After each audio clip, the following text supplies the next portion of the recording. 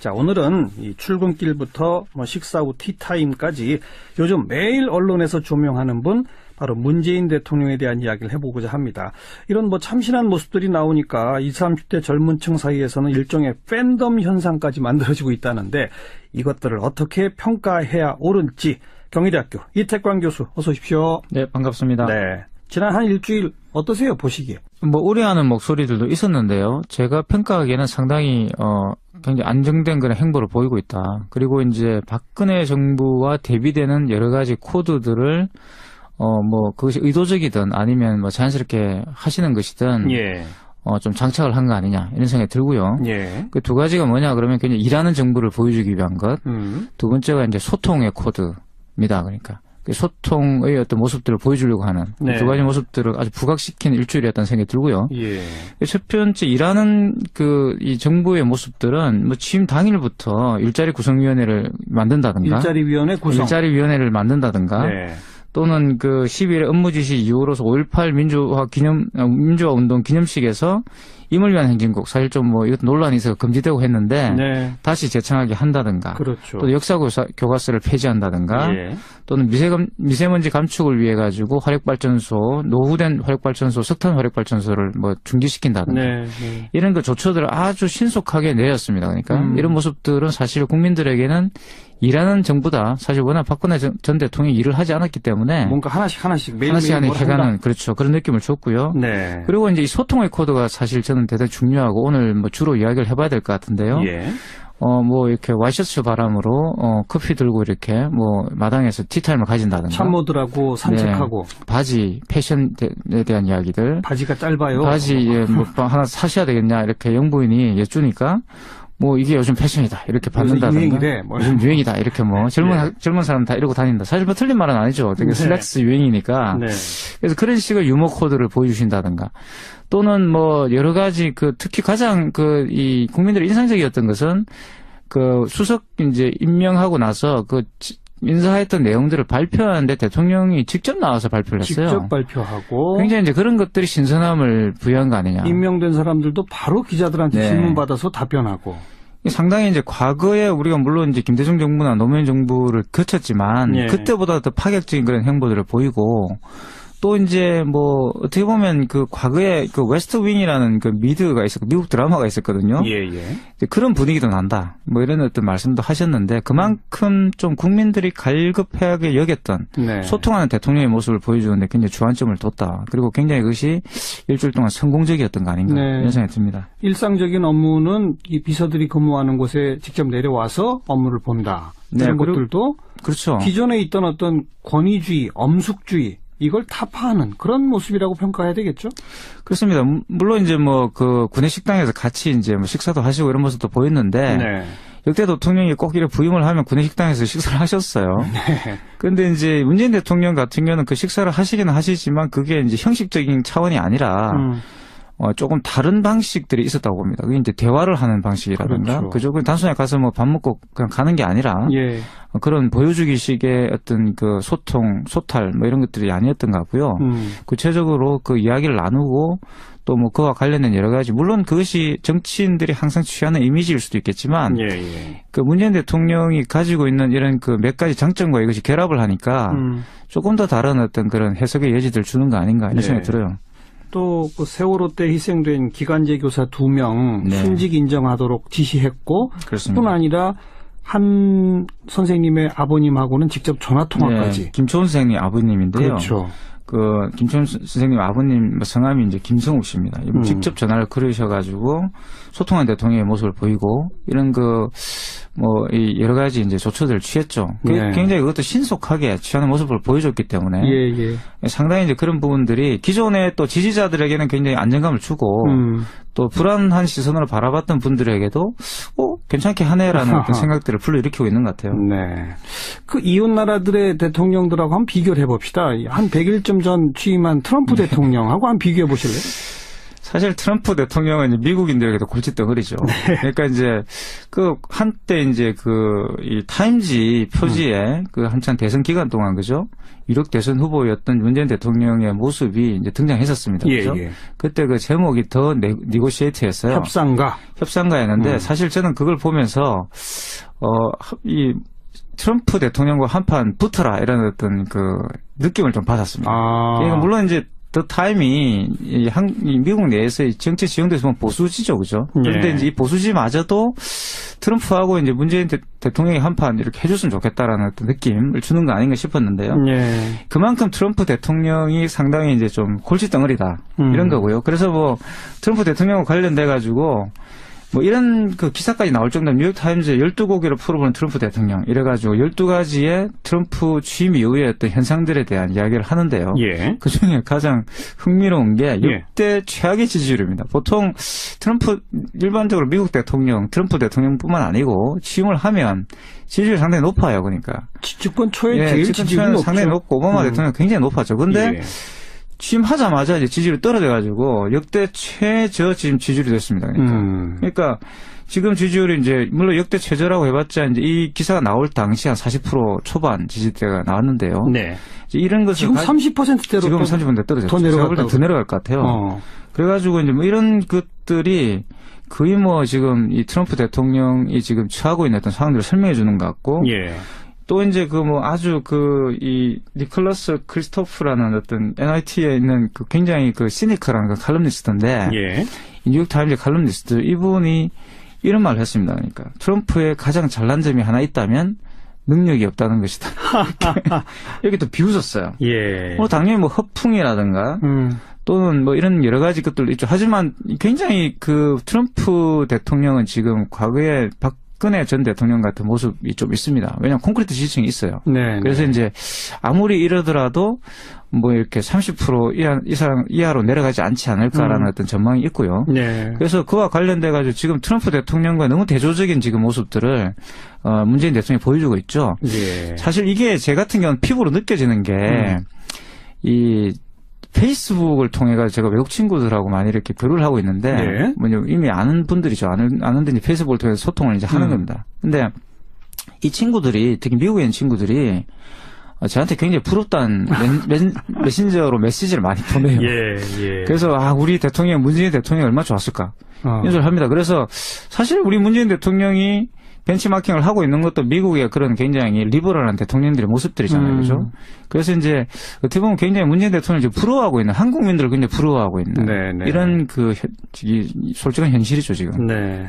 뭐 계속 뭐 공약했던 거 다 지금 어기고 있고 트럼프 대통령 같은 경우는 뭐 실현되는 게 거의 하나도 없고 그렇습니다. 허풍만 뻥뻥 친 셈이 돼버렸고 최근에 또 FBI 국장, 코미 국장 경질하고 나서는 진짜 본격적인 탄핵론까지 막 나오고 있지 않습니까? 저는 뭐 탄핵도 될 수 있다는 생각이 들고요. 사실 러시아 게이트도 있지만 이분이 사실 뭐 이렇게 가다가 어떤 결정적 계기를 만나면 또 문제가 발생하지 않을까 싶고요. 그래서 지금 사실 뭐 민주당 지지자들 같은 경우는 벼르고 있죠. 그래서 뭐 트럼프의 트자만 나와도 지금 등기를 일으키는 그런 상황이다. 이런 그 전가가 있습니다. 그렇게 트럼프의 모습이 있기 때문에 어쩌면 문재인 대통령의 이런 모습들이 더 돋보이는 면도 있는 것 같고 또 며칠 일찍 당선된 프랑스의 마크롱 대통령 취임식 때 뭐 55만 원짜리 정장을 입은 게 화제가 되더라고요. 이건 또 어떻게 보세요? 사실 뭐 프랑스 같은 데는 사생활과 관련돼 가지고는 그렇게 큰 문제 제기를 하지 않은데 저는 이게 이 프랑스 내에 특히 르펜을 중심으로 하는 그런 약간의 상류 계급에 대한 어떤 반감들 이런 걸 이용한 정치인들이 있지 않습니까? 그런 영향이 아닌가 싶기도 하고요. 그래서 이제 그런 마크롱이 가지고 있는 그런 사실 마크롱은 정치적 정당의 지지세를 가지고 이 대통령이 되신 분은 아니지 않습니까? 그래서 그런 어떤 정당적 지지와 관계없는 어떻게 보면 중산층들이 가지고 있는 어떤 이미지들을 마크롱이 잘 이용해서 대통령이 됐다고 볼 수가 있는데 뭐 그런 측면에서 그런 논란들 자체는 크게 이 마크롱이 앞으로 수행할 여러 가지 업무에는 큰 문제가 없지 않을까 하는 생각이 들고요. 그건 물론 이제 가십이 이제 해당되는 거죠. 사실 저는 더 큰 문제는 그 마크롱의 부인, 지금 이제 프랑스 영분입니다. 네. 그 영분과의 24살 연상. 나이 차이를 가지고서 조롱을 하는 이제 그런 현상들이 지금 프랑스에 있어요. 사실 우리가 프랑스에 갖고 있는 여러 가지 선입견들이 그런 것 때문에 깨지는 건데 전 세계적으로 사실 굉장히 안 좋은 일들이 지금 정치적인 의미에서 일어나고 있는 거 아닌가. 거기에 비한다면 지금 한국은 좀 복을 받지 않았나 이런 생각도 들고요. 오히려 이제 대조적으로 안심이 되는 그런 느낌을 받습니다. 자, 이처럼 이게 취임한 지 얼마 안 되는 사람들인 트럼프, 마크롱하고 비교까지 좀 해봤는데 그러다 보니까 젊은 층 사이에서는 문재인 대통령을 아예 그냥 애칭으로 우리인이 이렇게 부른다면서요. 그런 사이트들도 생겼다 그러고 일종의 팬덤 현상까지 지금 보여지는 거 아닙니까? 그렇죠. 한국의 정치인 팬덤이 일어난 것은 최근에 와서 이제 일어난 겁니다. 물론 노무현 전 대통령의 지지자들이 이제 노사모를 만들고는 했지만 그래도 상당히 정치적이었거든요. 이념적 지지가 있었고 거기에 관련되어 그리고 이제 뚜렷한 목적들이 있었습니다. 근데 최근 보이는 현상들은 문재인이라는 어떤 사람, 그러니까 셀러브리티를 숭배하는 그런 경향들이 좀 있죠. 왜냐하면 문재인 이 대통령이 굉장히 잘생겼잖아요. 후보 시절부터 이제 외모로 어필을 많이 해오셨는데 물론 팬덤이 윤활유 역할은 해주지만 너무 정치가 이쪽으로 흘러가는 것은 좀 견제해야 되지 않을까 이런 생각이 듭니다. 물론 이것은 의제화를 통해서 계속 이제 생산적 방향으로 가야 된다 이런 생각이 들죠. 바로 이제 그 대목에서 지금 이미 또 야당들에서는 보여주기식 행보 그만해라 뭐 이런 식의 논평도 나오고요. 그러니까 뭐 자기 옷은 자기가 벗고 커피 들고 참모들하고 산책하고 근데 그렇다고 해서 국민의 생활이 달라지느냐. 솔직히 또 그건 아니란 말이에요. 그러니까 정치 경제적 구조적 정책 변화하고는 좀 차이가 있는 일종의 뭐라 그럴까 이미지 정치? 뭐 정치 문화의 변화? 이걸 어떻게 평가해야 되는 겁니까? 사실 이제 우리가 팬덤을 경계해야 되는 이유는 말씀하신 것처럼 그것이 구체적인 어떤 정책적 변화라든가 또는 우리의 어떤 문제들을 풀어줄 수 있는 어떤 힘이 없기 때문에 그런 것이죠. 그것이 말 그대로 팬덤이고 금방 실망하면 또 식어버리기 때문에. 그래요. 그래서 어떤 그런 지지율의 어떤 마력에 걸려버리면 이 정치적인 아젠다가 실종될 수 있기 때문에 우리가 우려하는 겁니다. 맞습니다. 실제로 그런 우려는 할 수 있지만 지금 야당이 되신 그분들이 그런 말씀을 하시는 건 조금 어폐가 있다. 왜냐하면 사실 넥타이 풀고 셔츠 바람으로 원탁 회의하신 맨 최초의 분은 노태우 전 대통령이에요. 그리고 커피 들고 모여가지고 이렇게 원탁 회의하신 분은 기억납니다. 보통 사람의 대통령이었고요. 맞아요. 그리고 그런 이미지 정치를 군사 문화와라 좀 벗어나기 위해서 그런 것을 도입을 했었고 그리고 사실 이미지 정치를 가장 잘 활용하신 당사자가 사실 박근혜 전 대통령 아닙니까? 그러니까 어찌 보면 그렇죠. 그렇죠. 그러니까 뭐 아무 내용도 없이 그냥 이미지 하나로 대통령이 되신 분인데 그런 말씀을 하시는 건 좀 웃기죠. 그러니까 사실 저는 이 이미지 정치라는 것은 윤활유 역할을 해줄 수 있다. 왜냐하면 정치라는 것이 한국에서는 아주 토론이라든가 이런 것만으로는 정치가 이루어지지 않거든요. 정치인들의 어떤 카리스마라는 것도 사실 필요한데 지금 문재인 대통령이 보여주는 카리스마라는 것은 굉장히 부드러운 카리스마. 보여주고 있죠, 그러니까. 이 막스 베버, 뭐 잘 아시겠지만 그런 막스 베버의 두 가지, 그죠? 이 정치인의 덕목 중에 하나 카리스마입니다. 이 카리스마라는 것은 군림한다기보다는 이 대중들 스스로가 이분을 존경해가지고 옹립하는 그런 것들도 있는 거거든요. 그런 카리스마가 잘 발휘된다면 상당히 정책 추진에 또 이 힘이 되는 그런, 배경이 될 수 있지 않을까 이런 생각도 해봅니다. 네. 오래된 일입니다만 1993년도에 김영삼 정부가 처음 출범하던 해입니다. 그때 뭐 하나의 척결, 고위공직자 재산 공개, 금융실명제, 진짜 우리 사회의 구조를 건드리는 굵직한 개혁들을 많이 했거든요. 그렇죠. 그런데 많은 국민들의 평가를 보면요. 그런 것보다 더 많이 기억하고 있는 정책이 있었어요. 뭐냐면 청와대 앞길 개방이에요. 그렇습니다. 그래서 우리가 갈 수 있는 거죠. 청와대 앞길 개방이 사실 국민 생활하고 무슨 관련이 있습니까?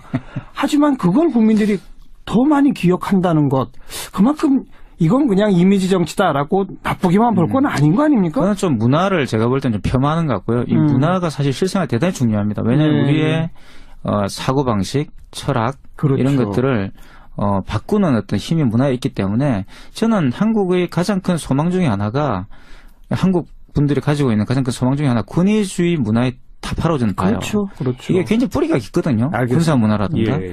그런 것들이 해소될 수 있다면 대단히 좋은 것이죠. 지금까지의 모습은 어쨌든 권위주의, 엄숙주의를 버리는 대통령의 모습들을 보지 않았습니까? 그렇습니다. 이것이 우리 정치 문화 전체의 변화로까지 이어질 수 있는 그런 행보로 이어지길 기대해 보도록 하겠습니다. 오늘 여기까지 수고하셨습니다. 네, 감사합니다. 경희대학교 이태광 교수였습니다. 어떤 그런 해석의 여지들 주는 거 아닌가 이런 네. 생각이 들어요.